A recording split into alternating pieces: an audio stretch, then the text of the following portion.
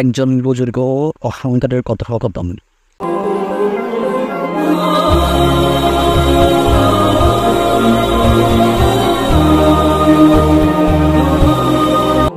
একজন বুজুর্গ এক ব্যক্তিকে আত্মশুদ্ধির কথা বলেন এবং নিজেকে শুধরাবার কথা বলে।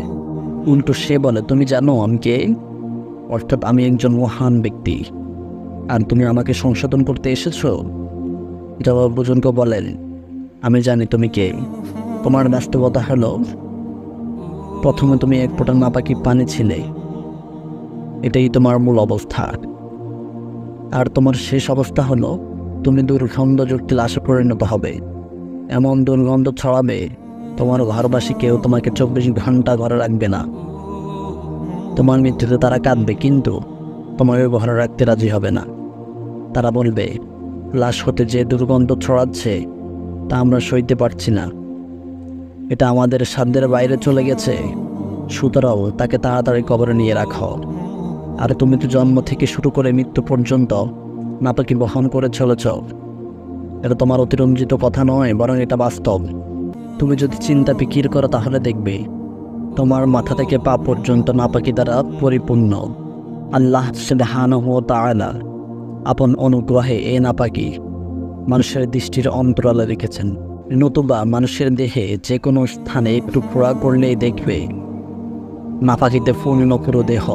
কোনো স্থানে রক্ত দ্বারা পরিপূর্ণ, কোনো স্থানে ফুজে পরিপূর্ণ, কোনো স্থানে পেশাব, আবার কোনো স্থানে পায়খানা দ্বারা পরিপূর্ণ। যতক্ষণ এই নাপাকি মানুষের দেহের শরীরের ভিতর থাকে ততক্ষণ সবাই তোমার সঙ্গে উঠা বসা চলাফেরা করে, কিন্তু তার শরীর থেকে যদি চামড়া উঠিয়ে নেওয়া হয় তখন তার সাথে কেউ বসতে রাজি হবে না, কেউ তাকে ভালোবাসবে না, বরং ঘৃণা করবে। তার প্রতি কেউ তাকাতে চাইবে না। এক সময় চেহারার যে সুদর্শন ছিল তা এখন ভয়ানক হয়ে গিয়েছে, দেখে ভয় অনুভব হয়। সুতরাং তোমার শুরুর অবস্থা হলো এই এক ফোঁটা নাপাকি পানি, আর শেষ অবস্থা হলো এই তুমি একটা দুর্গন্ধযুক্ত লাশ।